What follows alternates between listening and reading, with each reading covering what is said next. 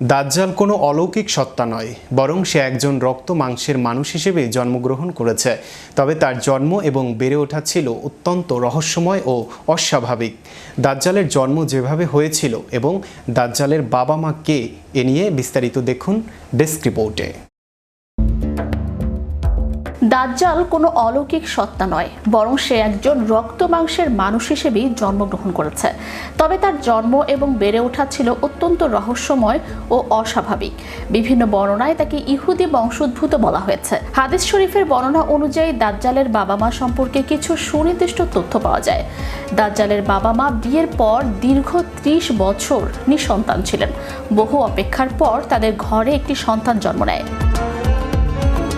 তার বাবা ছিলেন দীর্ঘকায় বা লম্বা গড়নের, তার নাক ছিল পাখির ঠোঁটের মতো বাঁকানো। আর দাজ্জালের মা ছিলেন স্থূলকায় বা বেশ মোটা প্রকৃতির, তার হাতগুলো ছিল তুলনামূলক লম্বা। জন্মের পর থেকেই সে ছিল অত্যন্ত অবাধ্য এবং ক্ষতিকর। হাদিসের বর্ণনা অনুযায়ী শৈশবে সে খুব বেশি ঘুমাতো এবং তার চোখ দুটি পুরোপুরি বন্ধ হতো না। অভিশপ্ত সন্তান, তাকে তার বাবা মায়ের জন্য একটি বড় পরীক্ষা এবং বিপদের কারণ হিসেবে অভিহিত করা হয়েছে। বলা হয় যে তার শৈশব থেকেই তার মধ্যে শয়তানি প্রভাব স্পষ্ট ছিল। দাজ্জালের সঠিক জন্মস্থান নিয়ে মতভেদ থাকলেও অধিকাংশ বর্ণনা অনুযায়ী তার আত্মপ্রকাশ ঘটবে পূর্ব দিক থেকে। অনেক ঐতিহাসিক ও গবেষক মনে করেন দাজ্জালের জন্ম হয়েছিল প্রাচীন সামেরিয়া অথবা বর্তমান ইরানের খোরাসান বা ইস্পাহান অঞ্চলের কোনো এক ইহুদি পরিবারে।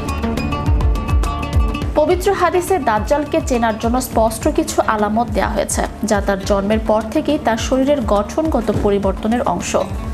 সে হবে একচোখা, তার ডান চোখটি হবে আঙ্গুরের মতো উঁচানো বা পচা।